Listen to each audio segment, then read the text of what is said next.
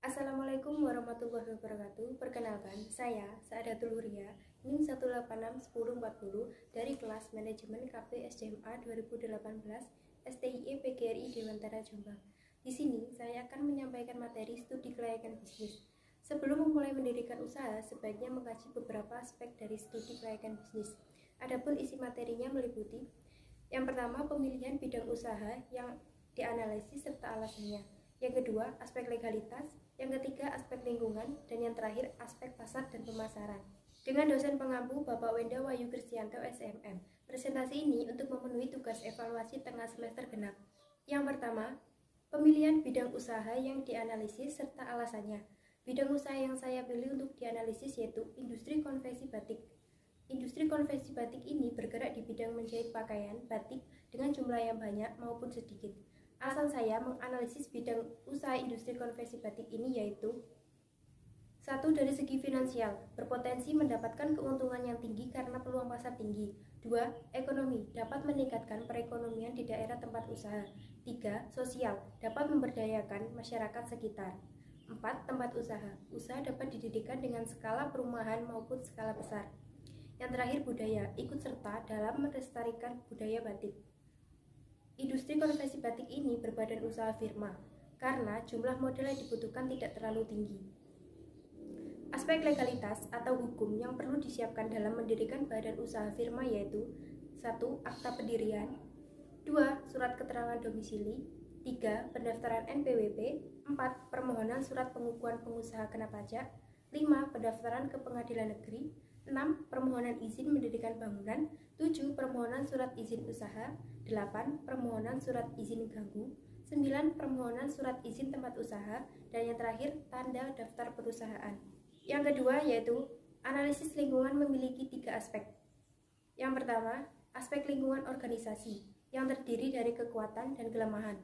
Kekuatan industri konveksi batik ini yaitu mutu produk tinggi, variasi modal banyak, tenaga kerja handal, kapasitas produksi besar, pengerjaan cepat. Sedangkan kelemahan yaitu memiliki manajemen yang bersifat kekeluargaan. Yang kedua yaitu aspek lingkungan industri environment, yaitu terdiri dari peluang dan ancaman. Peluang industri konveksi batik ini yaitu bahan baku mudah didapat, peluang pasar yang tinggi, pakaian yang menjadi kebutuhan primer masyarakat. Sedangkan ancamannya yaitu keberadaan usaha yang sejenis, harga produksi yang semakin mahal. Yang terakhir yaitu lingkungan makro. Lingkungan makro ini terdiri dari 1. Ekonomi. Dengan adanya usaha konveksi batik ini, maka dapat mengurangi pengangguran dan meningkatkan perekonomian masyarakat sekitar. 2. Sosial budaya. Pemilik mengikuti kegiatan sosial budaya yang berada di lingkungan sekitar. Contohnya, memberikan kontribusi terhadap lingkungan jika ada kegiatan yang dilakukan oleh lingkungan. Yang ketiga, politik. Dengan adanya kebijakan pemerintah tentang bekerja dari rumah, maka para karyawan bekerja di rumah sendiri. 4. Teknologi. Dengan penggunaan teknologi yang canggih, maka produk yang dihasilkan juga akan lebih bagus dan mengurangi risiko kebisingan mesin. Yang kelima, dampak lingkungan. Industri konveksi batik menghasilkan limbah. 1. Benang dapat langsung dimusnahkan. Yang kedua, kain perca besar dapat dijahit lagi untuk dijadikan pakaian. Yang ketiga, kain perca kecil dimanfaatkan secara ekonomis dengan membuat beraneka macam produk. Yang ketiga, aspek pasar dan pemasaran. Ada 3 aspek yaitu: pertama, analisis pasar. 1. Market segment. Segmentasi pasar industri konveksi batik ini yaitu seluruh masyarakat Indonesia dari semua kalangan, usia, dan jenis kelamin yang ingin menggunakan batik sebagai pakaian. 2. Market size. Pasar internasional, tetapi dalam tahun pertama masih dalam pasar nasional. Yang ketiga, market share.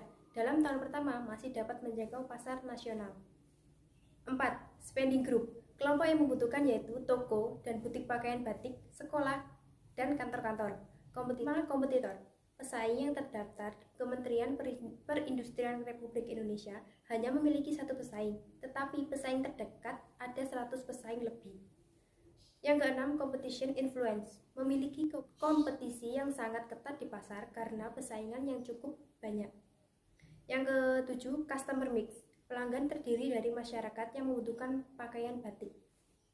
Yang kedua, bauran pemasaran kontemporer. 1. Produk industri konveksi batik ini menyediakan banyak sekali model atau desain pakaian batik. Dengan menyajikan kualitas yang baik, nama brand atau branding dari usaha konveksi batik telah ditetapkan, yaitu Konveksi Batik Nusantara. Pengawasan produk dilakukan per pieces produk ada dikemas menggunakan plastik OPP lem agar produk dapat tersimpan dengan baik dan melindungi produk. Memiliki layanan yang cepat dan ramah dan memberi jaminan atas kerusakan produk jika disebabkan oleh pihak usaha konveksi batik. 2. Price. Dalam usaha ini menerapkan strategi harga disesuaikan dengan kualitas produk. Penetapan harga berdasarkan biaya dengan cara cost plus pricing, yaitu harga ditetapkan setelah menghitung biaya. Memberikan potongan harga sebesar 5%, pemberian diskon sebesar 5%, tetapi jika pemesanan produk kurang dari 1000 pieces. Syarat pembayaran yang kedua, yaitu tunai dan kredit. 3. Place. Memiliki 2 saluran distribusi, memasarkan langsung ke customer dan melalui perantara agen dan grosir. Penjualan menggunakan sistem membership. Lokasi kantor pusat, pabrik, atau gudang dijadikan pada satu wilayah. Memiliki persediaan bahan baku yang cukup. Transportasi yang digunakan untuk mengirim produk yaitu menggunakan mobil pick up. 4. Promotion, yaitu melakukan promosi penjualan dengan memberikan cindera mata dan kupon undian kepada customer. Melakukan periklanan melalui media cetak dan media sosial. Industri konveksi batik ini berusaha membangun hubungan baik dengan berbagai kalangan, melakukan pemasaran secara langsung kepada masyarakat. Yang kelima, people, yaitu dalam melakukan perekrutan, karyawan usaha konveksi batik memiliki karyawan yang benar-benar berniat untuk bekerja, memiliki skill, serta melestarikan budaya batik di Indonesia. Karyawan baru harus mengikuti pelatihan untuk beradaptasi. Semua karyawan harus memakai seragam saat masuk jam kerja. Industri konveksi batik ini selalu menampung dan menerima keluh kesah dari pelanggan dan karyawan. 6. Proses, yaitu prosedur pemesanan dengan cara mengisi form pemesanan yang telah disediakan. Alurnya yang pertama, customer akan melaksanakan pemesanan produk kepada bagian pelayanan. Kedua, semua pesanan akan diproses. Ketiga, pendistribusian produk kepada pemesan. Yang ketujuh, physical evidence, yaitu memiliki fasilitas terbaik dan membuat customer nyaman. Yang ketiga, strategi pemasaran. 1. Segmentasi pasar. Segmentasi pasar dibagi menjadi 3, yaitu segmentasi geografis, menargetkan pemasaran bertaraf internasional.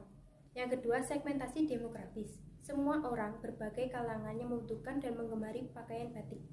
Yang ketiga, segmentasi psikografis, menargetkan sekelompok masyarakat yang ingin menggunakan pakaian formal dan informal dengan bahan dasar kain batik dengan model pakaian batik yang memiliki model terbaru sehingga menarik seluruh kalangan masyarakat. Yang kedua, targeting, menargetkan pada masyarakat mulai dari tingkat usia anak 8 tahun sampai dengan tingkat usia dewasa. Yang terakhir yaitu positioning, butuh produk yang tinggi, variasi model pakaian batik yang banyak, kapasitas produksi bisa secara besar, pengerjaan yang sangat cepat, dan dapat menerima desain pakaian sesuai yang didesain sendiri oleh customer. Sekian presentasi dari saya. Mohon maaf apabila ada kesalahan dan saya ucapkan terima kasih. Wassalamualaikum warahmatullahi wabarakatuh.